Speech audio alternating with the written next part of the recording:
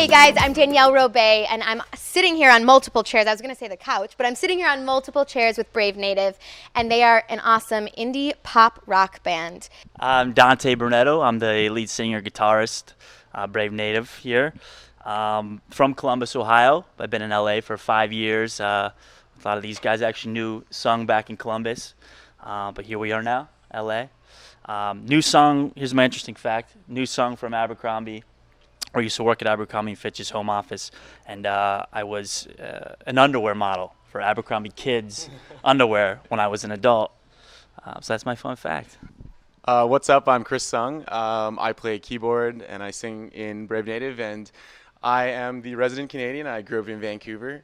And a fun fact about me is that I lived in China for about 8 months and tried to make a little bit of a run as a Asian pop star. So still doing it. I still got the charm. My name is John Doherty. Everyone calls me John Doe. I play drums as well as the orchestration, passionista, fashionista. No, that's more of Sung's job. But I grew up in Philadelphia. I've been playing the drums since, second grade. Punk rocker at heart, but now I'm in a pop band, so got to clean up the look a little bit. How did you get the name Brave Native? Because I think the name of a band always has an interesting story behind it. The name's supposed to have an interesting story. The name of Brave Native kind of started, I guess, a year and a half ago.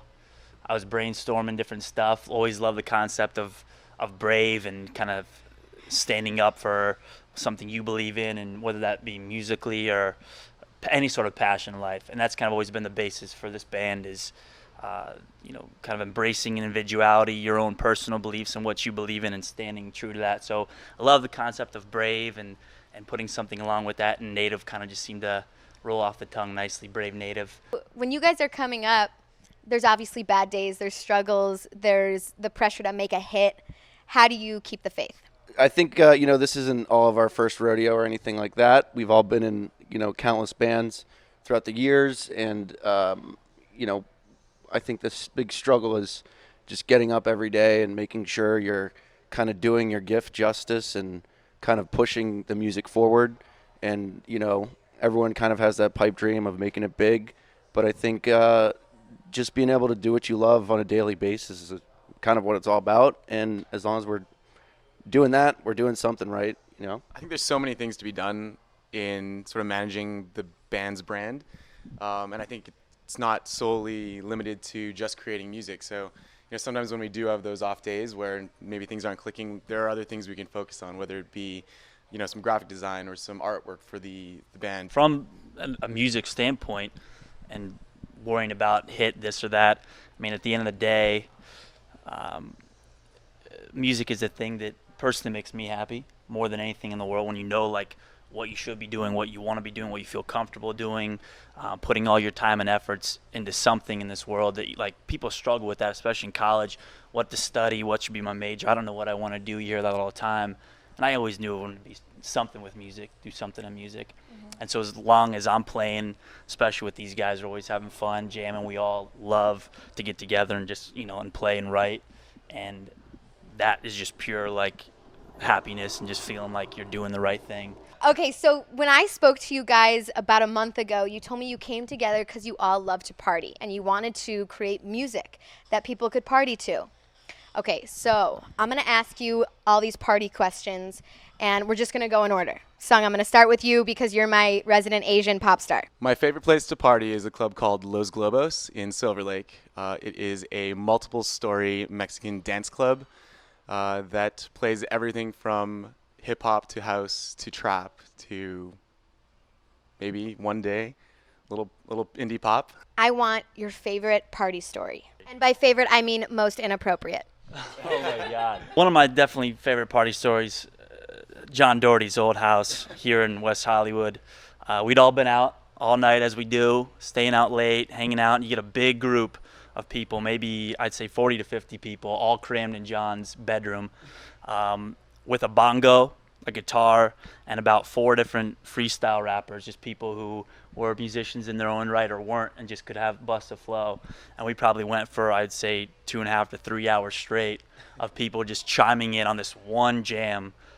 Tony was on the bongos, our manager Tony was on the bongos, and I'm on the guitar, and we probably went till 5 or 6 in the morning of people just freestyling, the whole room's just freaking out, dancing, cheering, and the rhymes were absolutely amazing, to be honest. Best party of my life. Okay, John, you get a hard one. Best party trick. Best party trick, I think. That's a tough one. Well, there's a thing that I'm actually particularly good at, and I believe I've challenged the other band members before. It's called a bear fight. I don't know if you've ever done it. I'm sorry. It's a Irish car bomb immediately followed by a Jaeger bomb, and it's a black bear and a white bear fighting in your stomach. And so whoever can take, all 4 drink apparatuses into their stomach and maintain them in there, 1, they get the round for free, and whoever loses has to pay for it. And 2, everyone gets a little tipsy. I feel like you need a beard. No, I think you need a beard in order to complete that. I'm missing something. I think we're going to have to maybe just do it, and you'll figure it out. Maybe grow a little scruff. Your favorite song to party to? Anything but Turn Down for What, I'd say. Any song but Turn Down for What is what I love to party to, because I've never been more inspired to turn it up when I'm not being yelled at. Turn it up! So I'd have to say, yeah, see a chandelier for sure. So you guys are playing Sayers Club October 4th, and it's a huge venue and super important to LA. Are you guys pumped? Absolutely pumped about Sayers. Sayers is, I would say, one of our favorite venues actually in LA. Really cool rock club vibe. They kind of still play some dance music for before and after the set that people will come and enjoy. And then you just get one band. They just give you one band that night. It's not some other club where there's 5 bands on a set. It's literally one band. Tired of the road and tired of the sea. Tonight I'm gonna light the fire inside of me. See, I'ma get away and I'ma break free. I'ma break a boundary like a restless refugee, yeah. So first of all, do you still get nervous? Are you going to get nervous? And second of all, how do you prepare for a set like that? As a band, you're always prepared to kind of hit the notes and the structures of the songs, but it's really those moments that aren't planned for that are the best. And, just having perfect practicing leading up to it, perfect promotion. It's October 4th. You guys should be there. That's the key to success. And then so by the time you get to the actual gig, you can just have fun and just play your heart out and, party. Do you guys prefer live performances or recording? We love live performances. We really feel like this live music experience and live bands especially, just the communal feel of it, the sort of atmosphere of sharing an experience with the person next to you, really is sort of the future of, social experiences where, EDM is kind of on its way out because it feels a little bit more impersonal.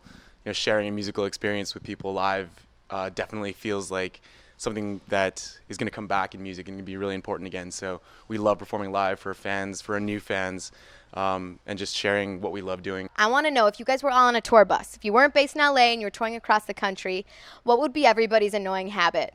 Like, why would you guys freak out at each other? I pretty much only eat noodles, so we'd have to stop at only establishments that serve noodles to me. I have a pretty bad addiction that I'm battling with Chipotle, Mexican cuisine, that no one really understands. It's not a problem. Not all addictions are problems. This is one that I battle that I don't think anyone will really understand and support. So ultimately, there would have to be a Chipotle on the road with us, like a traveling trailer that just kind of pulls behind, cooks it up, keeps it fresh. I'd say my bad habits are being a drummer. I'm a little loud. In a constrictive kind of tour bus, people would probably get annoyed pretty quickly. Also, I don't particularly care to wear too much clothing outside of public, so I think it might get a little weird pretty quickly on the tour bus. Okay. Okay, I want to play a rapid fire game with you. We played this at the red carpet interview, but we only had a few minutes, so now it's time to get down and dirty. Sung, a dream that you have tucked away. Dante already has it, underwear modeling. Okay, your favorite Lucky Charm. My favorite Lucky Charm, I'm talking about the cereal. it's got to be the rainbow. Yeah, It's got to be the rainbow. hands down. It's got all the flavors in one. John, a motto that you live by. When it's time to party, we will party hard. Andrew WK. Something that you're proud of that is not on your resume. I'm a state champion in soccer in high school. Very proud of that. That's a big accomplishment. Coming together as a team for unified goal and achieving the top. King the perimeter. And I scored. How about your favorite dessert? Coffee ice cream with Heath Bar Crunch in it. I worked at Cold Stone one summer, and that's the end all be all. Nothing gets better than that. John, did we just become best friends? Dinner with somebody dead or alive. Who would it be? Bruce Wayne. Because he's Batman and a billionaire. How about your biggest irrational fear? My biggest irrational fear, it's got to be planes. It's got to be a plane crash. Planes just traffic in the sky, and it rarely ever happens, but for some reason, yeah. I have one. I don't know. I forget the name of the phobia. I looked it up, but then I started to get anxiety. But if you ever get me around cotton balls and I scrunch them, I'm just getting a chill thinking about it. It's a real phobia. Yeah, I can't scrunch cotton balls. And when I go to the drugstore and I have to open up a can of Advil, you don't understand how hard that is for me. Would you rather get dumped or dump someone? Dump someone. Sung, why is that? It just feels like the right power relationship. Okay, how about you? Get dumped or dump someone? I would definitely rather get dumped. I don't think I've ever wanted to hurt anybody in my entire life, and I feel like I can get over it. I can handle it. Well, for all the women out there watching this, we know who the heartthrob is. This is probably the hardest one for foodies. Would you rather speak Italian fluently or be able to eat all the Italian food you want and not get fat? Definitely eat as much Italian food as possible without getting fat. Yeah, I'm half Italian, and I pretty much already do eat as much Italian food as I want. So I'm going to go with speak Italian fluently. Parlo italiano non dimenticato. I would definitely choose eating. I love Italian food. I'm also half Italian as well. And obesity is a daily struggle. So if I can get an advantage over everyone else, then, eat on. I'm with you. The things I would do to eat as much garlic bread as I want. Oh, my God. I know it's a cliche question, but everyone wants to know. What's your type? So give me your celeb crush. Catherine Zeta-Jones, but during the entrapment era with Sean Connery. I think, was that like late 90s? Is that like Zorro phase? Right in there. Yeah, that was perfection. My celebrity crush would have to be Camilla Bell. I think she's got this Italian thing going, just this perfect features, beautiful girl, seems like a real sweetheart. I think I'm going to go with Rihanna just because I feel like she would just own me. She would own me. Sounds a little rude boy over here, You have this whole power dynamic thing going on. I explore the power relationships. Power dynamics are very important to me. So I want to hear you guys play because I heard you play at Imagine Ball, but it was so big. I get an intimate performance now. What are you guys going to play for me? We're going to play Running Wild, our song that we're actually going in the studio this weekend to iron out and finish up and record that. So we'll give you a little taste of that. All right. Let's do it. We're Brave Native, and this is a little acoustic version of our song called Running Wild.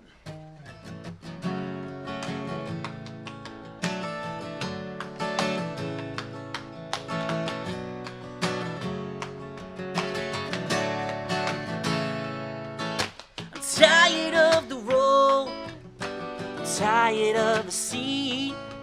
Tonight I'm on a light, now I'm running wild.